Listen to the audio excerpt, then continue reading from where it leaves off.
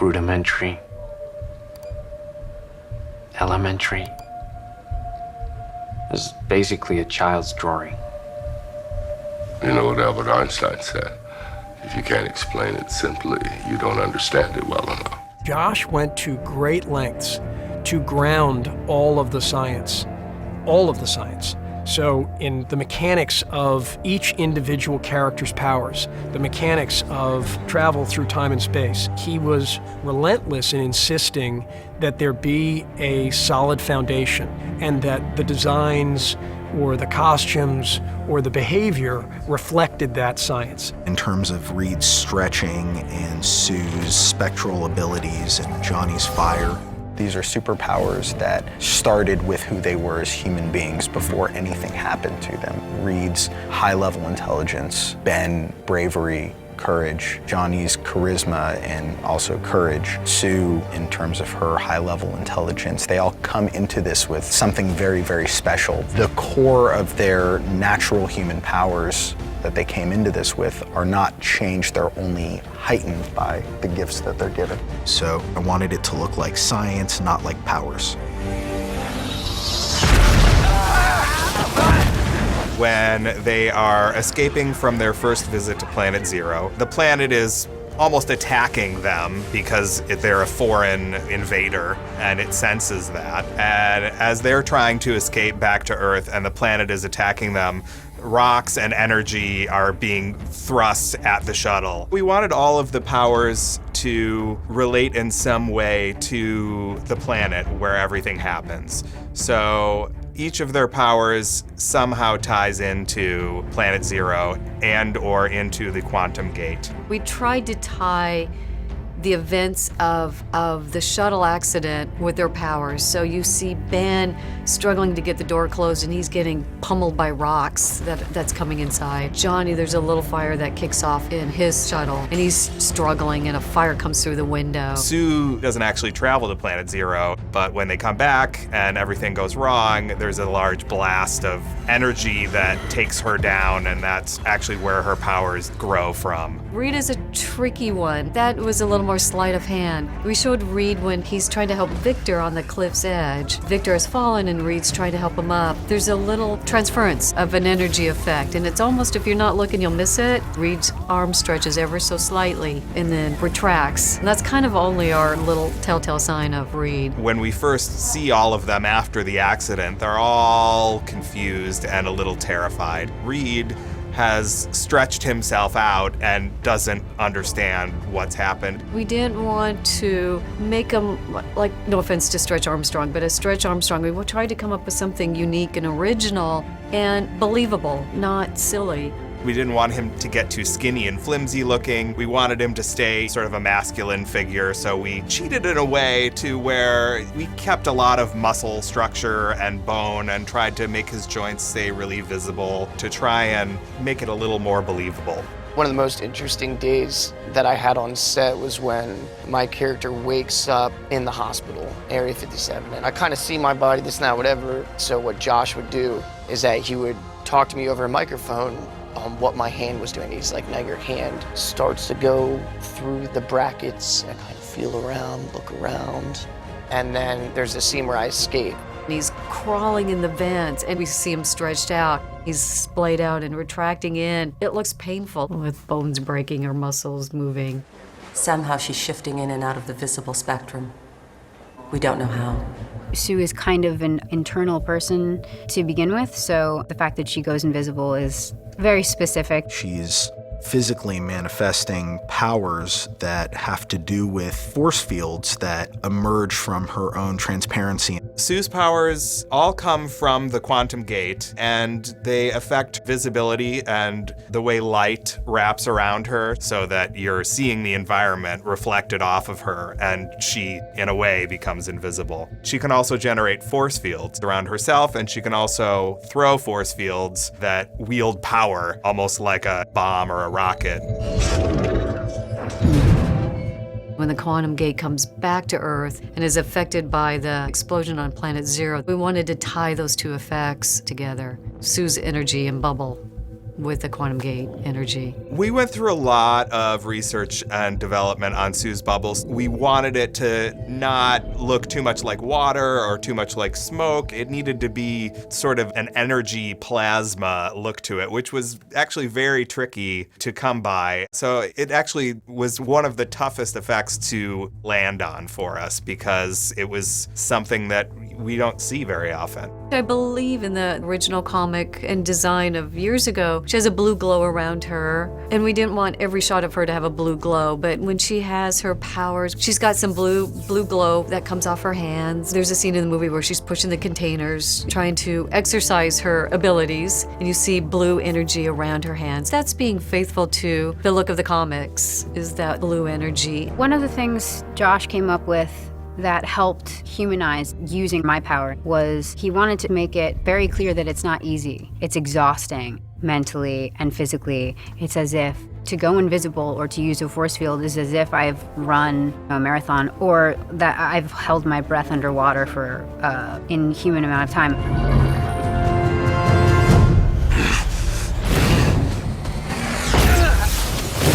And then for Johnny, well, he's on fire. I think just the notion of a guy who can set himself on fire and fly is just naturally appealing. Johnny is definitely the one who looks at this as a big opportunity to finally find his purpose. To be like, you know, maybe this is my thing, maybe this is my calling. Johnny has this sort of uncontrollable fire core that's constantly burning inside of him. Fire on film is tricky because it's so bright and it's so hot that it blows out the frame really quickly. A lot of times you lose a lot of what's going on in the image because it's so bright and overexposed. You actually get more control over the look of the image using CG fire because you can take down some of those inherent photographic qualities of flame to make it more visible. Early on, we went up to Vancouver and tested what does it look like. We got a stunt guy, lit him on fire, put him on wires, and flew him around.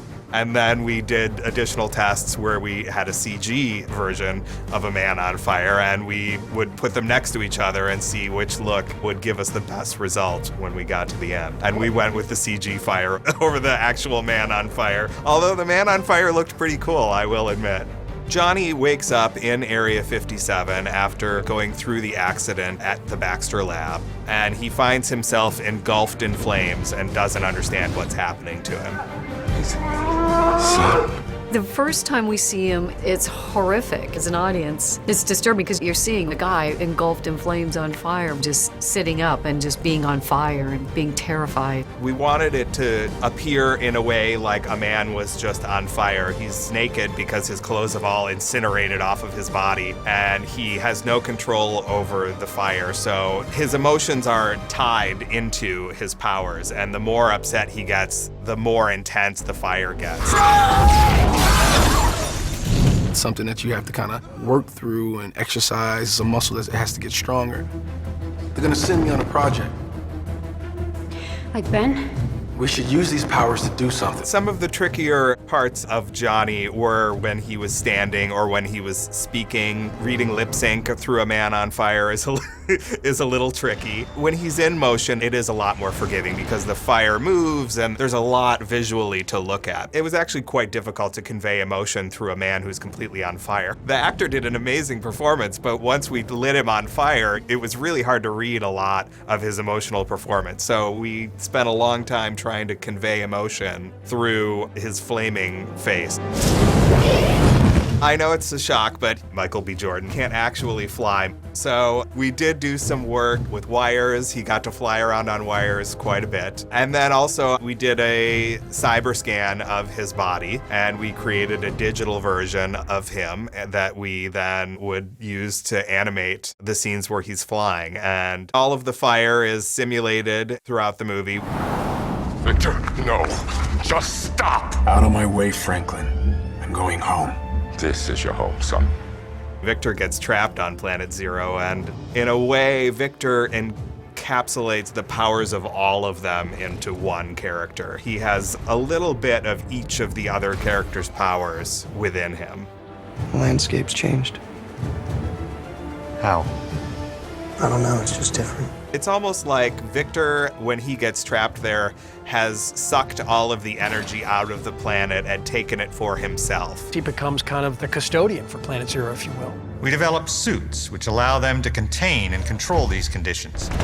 Containment suits are sort of rough around the edges, like it's technology, but it's beta technology. Reed's suit specifically has to do with holding his body together. So that's really where the term containment suit came from. It was in thinking about what Reed's suit does, and then it just really applies to the rest of them. Reed built his suit from scrap, from whatever he can come up with. So we wanted to make sure that it had a very sort of just put together with anything he could get his hands on feel to it. My containment suit looks like something I would have built. It's just a lot of bungee cords and stuff. There are coils and bands that help him keep him there as he's learning to use his powers. Reed's suit, as you see with the arms, are sort of like almost a spring system, which allows him to make use of stretching his arms out or his limbs for whatever purposes he might need. But it's a little bit more exposed. You can see the wires and the gack. It's not perfect looking just yet, so you're just implying that they'll keep inventing new stuff and perfecting and whittling and tweaking.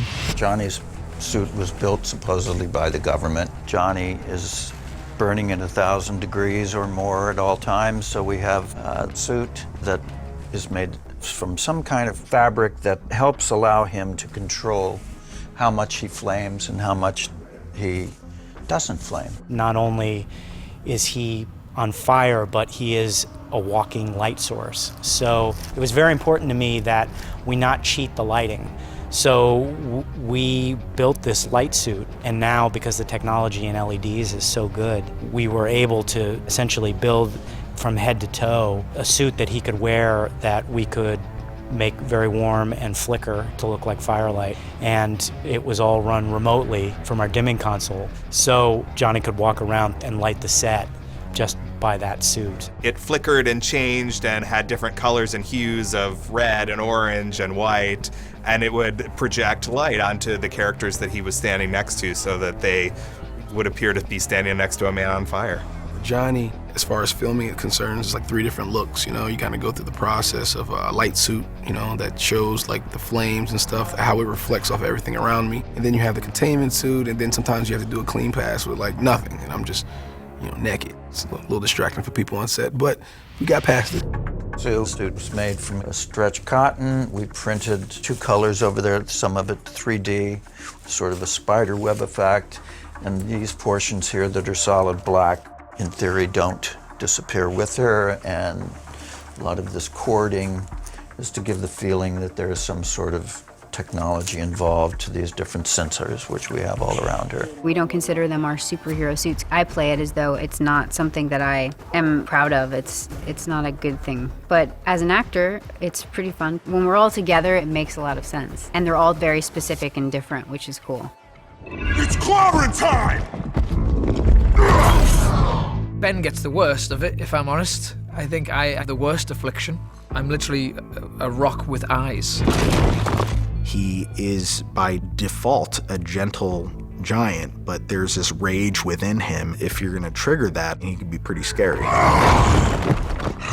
I went to a lot of references about skin disorders and growths and fungi and all sorts of like horrifying things that happen. Just to see the ugly side of something kind of like in this nature. It's this hardened rock-like growth that has enlarged a regular-sized person into about 5 to 7 inches taller and wider than he was. And it has to look painful. It has to be tragic. This one's a little bit more of a departure from the comic. Josh really wants to bring in very realistic textures. He wants the character to feel very uncomfortable and like he's in pain and miserable, and wants to show that with the rocks grinding together and dust coming out to make it more like a moving mountain.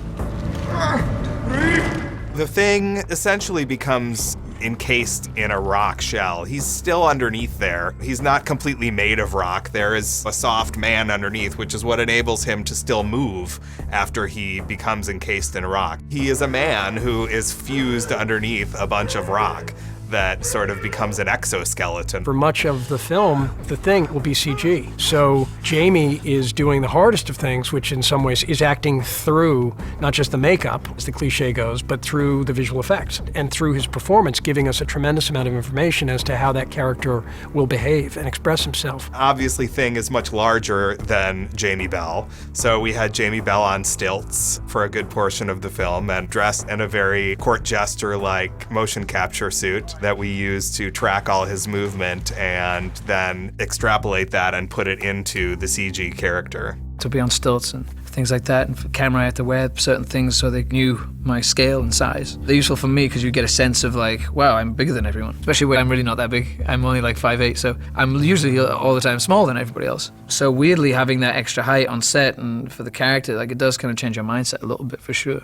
Ben is motion capture performance and animation reference, so there are mixed methods there in terms of Jamie's performance, but you're always getting the eyes of Jamie. The eyes are a huge communication tool to the world. We also did a facial shape capture, so they capture all these different shapes that everyone makes with their face when they say different words, when they are happy, when they're sad. So they go through a whole range of emotions and words and syllables and things, and we capture all of that with about 35 cameras or so that are placed on a big wall around him as he makes all these expressions. Jamie's just impressed us all so much each day with what he brings, and it's a character that doesn't say a lot and yet communicates a ton, and Jamie's done that beautifully. You want it to be believable and cool, but we don't have a rock guy that we can go down the street and ask him what it's like to be a rock guy. The dynamics of a bunch of rocks together and moving against themselves is really some tough geometry to work out that our friends at MPC worked out. So if he moves too light, then he doesn't have weight, and we still have to be faithful to gravity. So you're making it up, but you're still trying to be faithful and loyal to real world dynamics. Look at me.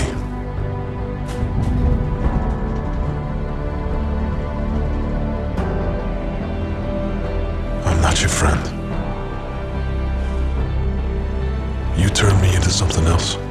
I really wanted to find something that looked both incredibly real, believable, tragic, and hard to look at, but at the same time, hard to look at for Reed. Because even though a lot of it's CGI, as an audience, if you don't see us going through it, you don't buy it. The CGI really can only go as far as what reality we're making convincing. Running away again?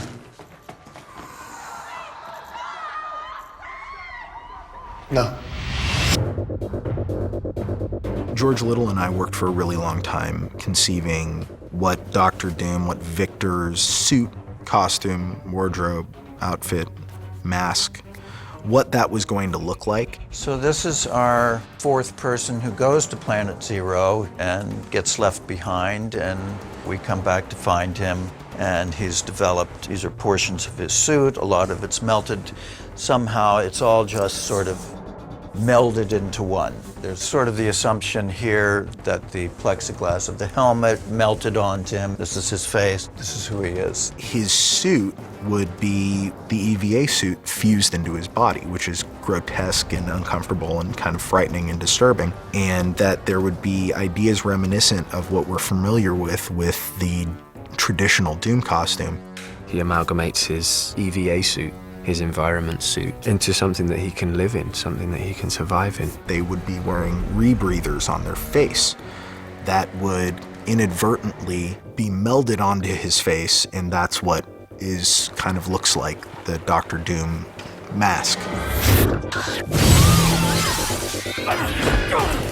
We went in and helped doctor it a little bit. And we just kind of brought up the metal pieces and shaved a little bit of the folds in the suit. And then to bring out the energy effect in Victor, we see this greenish energy coming through. We kind of tried to give him an internal greenish glow that's coming out in cracks in the suit, cracks in the skin, you know, little hints of it in his face. We wanted to use green primarily because green is really the color of Dr. Doom from the comics. He wears this green cape, and since our costume had no green in it, we thought it was the perfect way to sort of bring the green from the comics but give it sort of a new twist. The failures of my generation are the opportunities for yours. There are no greater minds than the ones in this room. There's a sort of aspirational quality to the Fantastic Four because of the science element, that they're people who actually believe that they can change the world or explore the world by using their brains. Reed, all he wants to do is build this quantum gate. There's like a quantum gate in every scene. There are 5 gates. We go from the garage to the science fair to Baxter.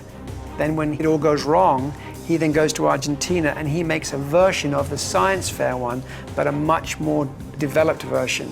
And then we go to Area 57, which we sort of call the NASA version, which is the high end. Reed thought he was building a teleportation device in his garage. When he meets Dr. Storm, he tells him that this isn't a teleportation device, that he's cracked interdimensional travel. In Stanley and Jack Kirby's Fantastic Four, you have 4 characters that get into a rocket and go into space. They encounter cosmic rays, and that transforms them into who we know now as Fantastic Four. Our version of Fantastic Four is not really that much different in that they do go to another place. That other place is another dimension, as that's sort of one of the big topics in cutting-edge science today, is not just the idea of space exploration, but interdimensional exploration. I didn't think interdimensionality or multidimensional science was a real thing, and as we dug into it and talked to lots of different scientists, it is the sort of next frontier of theoretical physics and ultimately of real physics. We were pulling in scientists from all over the place with different specialties to kind of give us an understanding of space and time, to give us an understanding of charged environments, charged particles, how it is the powers might work. We talked to a lot of different specialists, theoretical physics, to make the language feel real and naturalistic. Once you get into all these deep layers of physics and chemistry, it's like the depths of the ocean. There's a ton that just has not been explored. People are constantly retracting and building upon theories that they thought were true that, maybe aren't. And so my job as an actor is that you need to sound like you know what you're talking about. There's a speech in the movie that Dr. Storm gives the board when he's trying to get them to approve the quantum gate. We need real-world applications. This has real-world applications. I truly believe that there is an entirely new universe just beyond our ability to see. Yes, I've read your paper. Once we get there, if we get there, we'll be able to discover new resources, energy sources, which will revitalize our own. This is our chance to learn more about our planet and maybe even save it. And that speech is largely taken from different research I've done of scientists who are talking about the possibilities of interdimensional travel, of figuring out more about our dimension, our world, by looking at how other worlds and other dimensions have evolved. Imagine if you can travel to another planet in an instant. That would change everything. I mean, how many years it would take to get to another planet that has a bunch of stuff that we could use to help heal and fix our own planet. Set design on this thing is really, really good. It's like once we show up, there are all these things that kind of help your reality. And that's beneficial. There's a rigor in the approach that starts with Josh Trank that is in absolute control over color palette and camera movement and the scope and nature of the production design that gives the movie a very real, almost seductively gloomy underpinning. So, who else lives here? Just my mom and stepdad. They don't care about all this? They don't understand it. This is Reed's garage gate. This is the gate that Reed and Ben build in his garage. So it was sort of essential that we literally use all parts that you could find in a junkyard, which we did. When they're younger, it's a much cruder piece of architecture. There's a lot of wires and chaos, and it's a little hard to understand. We tried to make it a little rougher, a little more uneven and childlike. I'm just looking for a power converter. I'm building something. That teleporting thing? I go into his junkyard to steal parts, and the junkyard's kind of like a family-owned business, chop shop kind of thing. My favorite set that we filmed on was the one in my garage. Me too, because it vibrates, the ceiling's falling with sand or dust, and then sparks are shooting out everywhere. And it's just the coolest thing to see, and it was loud. We actually had to wear earplugs to not kill our ears. Now!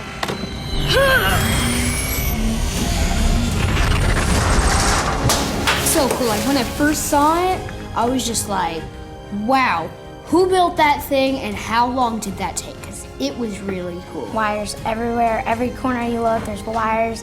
There's all different mechanic machines. It's sort of the garage. If you grew up in the 80s or the 90s, like this garage is your dream garage. He has a rack of Nintendo 64s, which are used first for like their CPUs and stuff like that. And he's building this teleportation device in his garage, and it actually works and functions. We did a lot of research on this, and there are actually kids out there doing this kind of stuff. There's one guy, I think he works at NYU, who actually at 13 had made a particle accelerator in his garage. And then we cut to so many years later, and they're 17 years old, and they're at the science fair. This is a cymatic matter shuttle. Me and my associate Ben have been working on it every day since 5th grade when we launched the beta version in my garage. And today is our first public demonstration. What does it do? It modulates the frequency of matter from one location to another and back again. This is a movie that celebrates the possibilities of the world. That some kids can have a science fair project that ends up transforming themselves and transforming the world. The possibility of that, I think one feels when they're a kid. Ben's joined him, and Ben's been able to help him create this slightly more refined, more developed version of the first garage one. This is years later where Reed and Ben have really refined the project. There's a laptop computer that goes with it because now they're taking that energy and they're refining it in such a way that they can hopefully get stuff there and back. In high school, I'm building this thing. I'm like excited to show it. I've finally done it. And then it kind of works, but not really. The first time that they had some kind of experimentation together, Reed kind of knocked out the power for the entire neighborhood. The science fair at school, you know, stuff blew up and it was a bit crazy.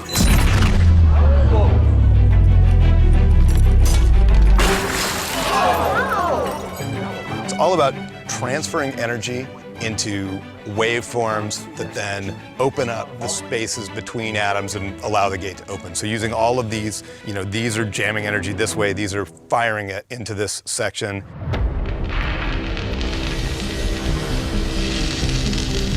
Then we go to Baxter Building, and the initial quantum gate with what we call the fly swatters on either side. The Baxter Institute is kind of like a magnet program, a government-funded think tank in Midtown Manhattan, and it was founded by Dr. Franklin Storm, and this is kind of our version of it, which is, I think, is a lot closer to Millar's version of Baxter than any other version of Baxter if we were to compare it to the comics. There's a lab here in Baton Rouge that attached to LSU called CAMD, and they are doing all this particle research there. And we shot a section of the movie there. That gave us a lot of detail, a lot of inspiration for the main big set. All these characters need is a big place to do their work. When you go into the labs and you see the magic that's being worked on in person, it's incredibly inspiring because you can really see how it's all being made. And I just knew that this movie, if out of any superhero film, needs to have that quality because Fantastic Four is so much about science. In building this gate, we're trying to keep a basic shape, and that's essentially Reed's formula. He's discovered how this shape works with this particular technology. So we've tried to keep that all the way through the movie, so there's a kind of continuity through the movie. We've tried to keep a lot of the sort of coils and copper and elements like that in order to try and give it that sort of gravitas, really. It's all about power. It's this machine that eats power. We've had a lot of challenges regarding shooting out of continuity, so we've had to destroy it and then rebuild it and then destroy it. So it's been interesting, fun.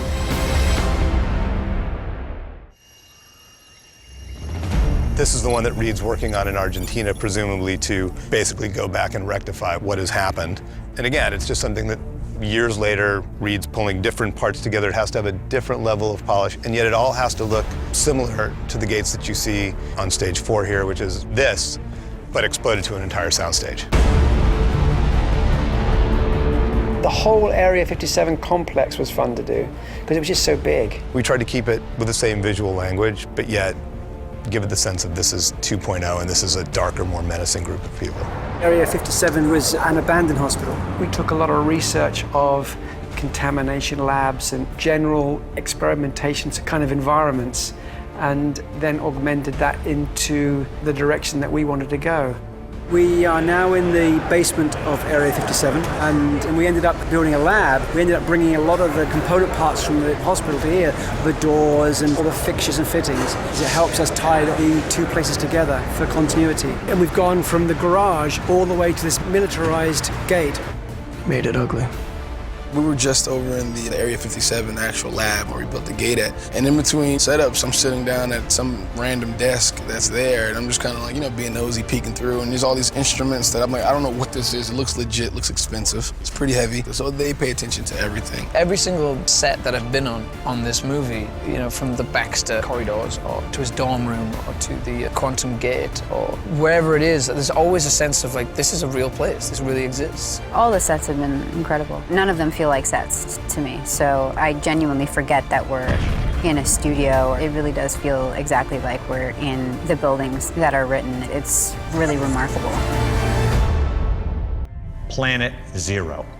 A planet infused with the same energy that transformed these survivors and potentially could transform our military capabilities. In the 1950s and 60s, if you were to say to the average person on the street, we're going to go to the moon and a man's going to walk on the moon, that would have been science fiction. I spent probably about 2 years working on Planet Zero as a concept. There's a sequence in 2001, The Space Odyssey, toward the end, when there's light speed time-lapse photography of our planet forming and molding and turning into something that would then sort of become a place where life would begin.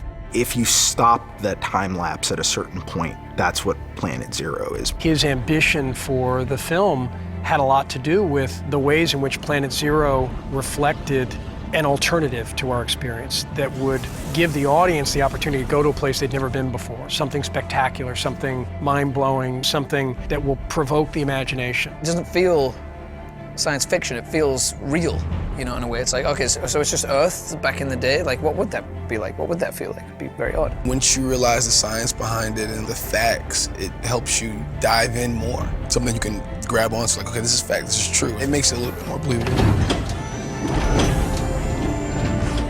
We didn't want it to look like the Grand Canyon.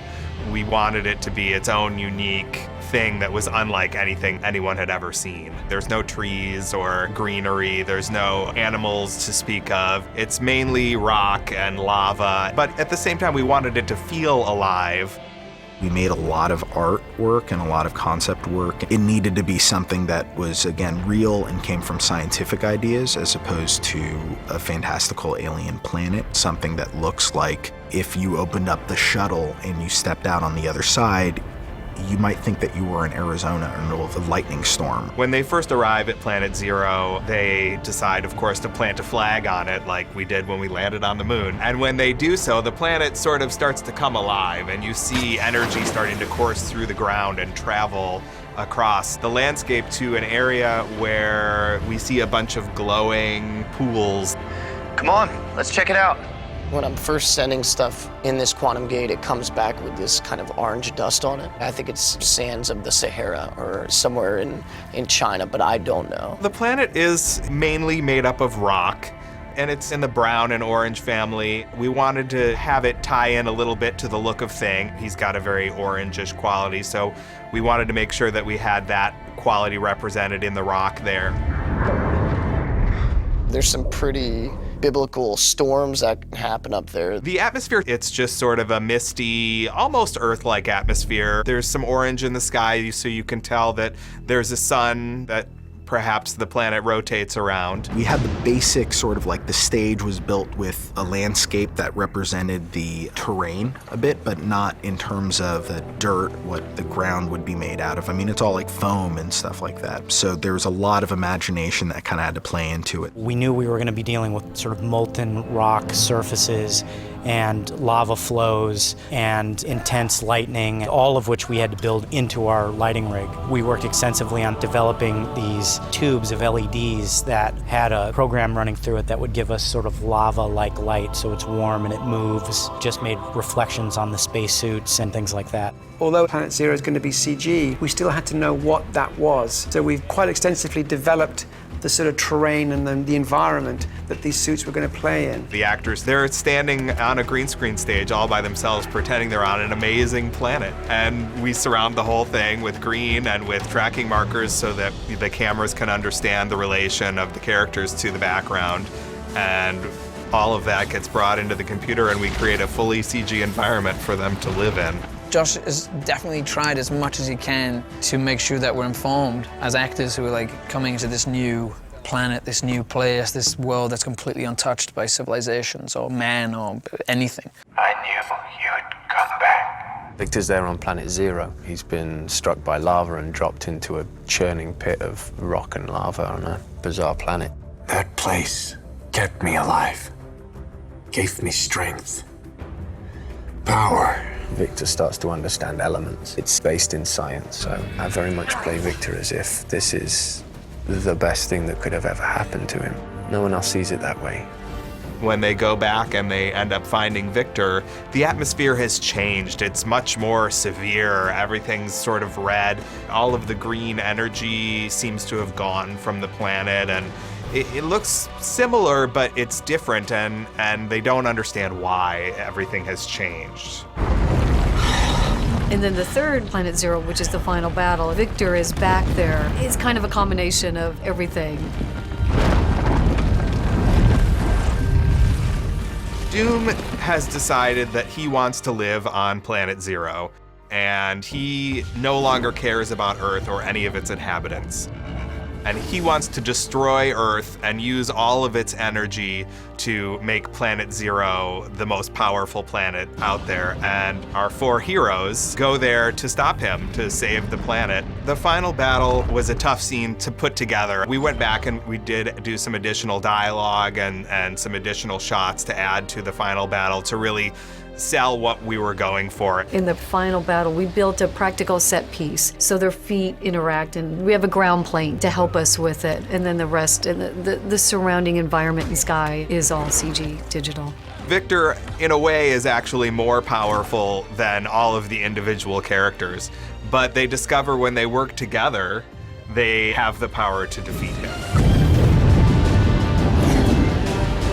There were a lot of challenges with working with so many characters that have different powers. One of the main ones being that we have different facilities that we had specializing on different characters. So it creates a lot of crossover work where there's multiple companies working on the same shots, one doing Sue and her powers, one doing Ben and his powers, and then various teams coming together to make one process work.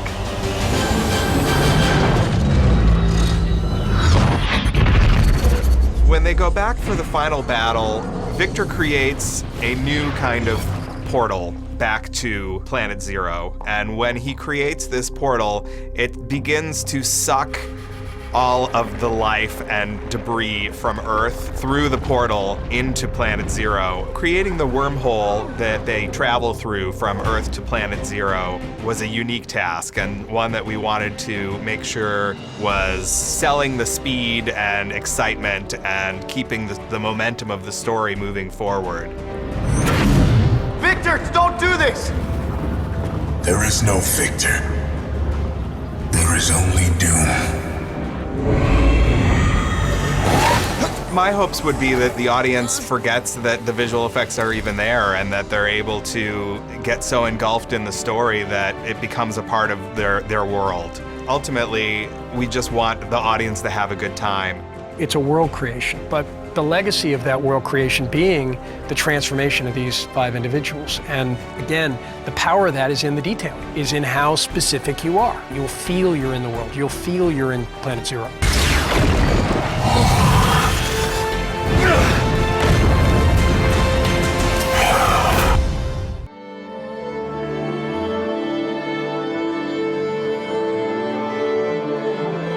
Score is really interesting on this movie. Marco Beltrami and Philip Glass are both incredible composers and are both very well known for different types of films. I'm a huge fan of both of their work, and somehow it's magically worked where I'm actually working with both of them and they're working with each other, and we're all having a really great time. 2, 3, 4, 5.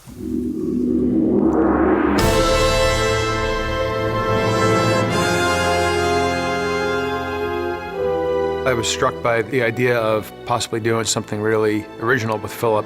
That really appealed to me. He would send me sketches from scenes and ideas that he had, and I had some ideas as well. We met a few times in New York and in LA and started working on different scenes together. It was great to have the experience to work with him. That's okay. Yeah. And then 31, you can repeat 31 or you can make it an 84. Something that was his that I played off of, there was this idea of these moving chords for the kids when they're young in the schoolroom and when they go to New York and they're in the hallway and they're investigating, sort of the curiosity of the kids, which I used his idea for and then expanded that a little bit.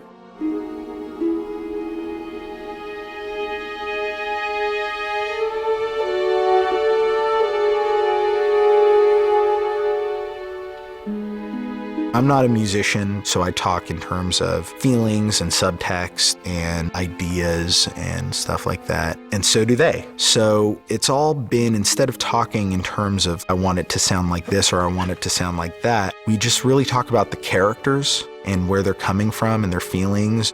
Sometimes things just happen for a reason. Johnny, you have no idea what they are planning to do to you. They're not doing anything to me. I'm doing this with them. Johnny, you need to listen to me. I did listen to you, and that's what got me here in the first place. I get an overall emotional impression when I watch the film as to what it needs. You have to figure out what the puzzle is, and that's something I really enjoy as a composer. Figuring out what the thematic identity is, what the sonic identity is, the palette that you're going to develop.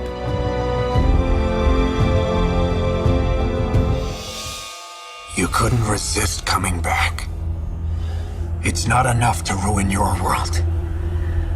Now you want to ruin mine. When you see Victor on the table, we recorded basses, the low strings, and we took that back to the studio and manipulated that, and I made like almost this pulsating rhythmic thing out of it, and we feed that back and record the cue again with the orchestra, and it has its own sonic identity. One of the things we fiddled with was this sort of a sound of electricity, electrical current, and that becomes a pretty big element too in Victor stuff. We actually recorded some old humming tubes that were from some old equipment and then processed and brought out different frequencies, and it sounds cool.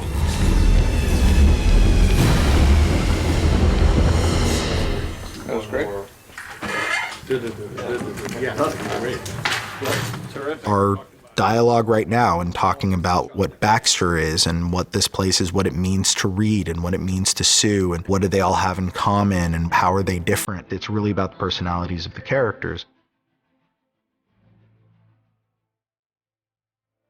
They don't each have their own theme. One of the things that struck me is that they sort of work in tandem, and if they each had their own theme, it would even more fragment the picture. It's sort of hard, I think, to have 4 characters to develop in a movie. So there's a fan 4 theme for them getting together. One of the places where you can hear the things come together is probably in a place where they're all building the spacecraft.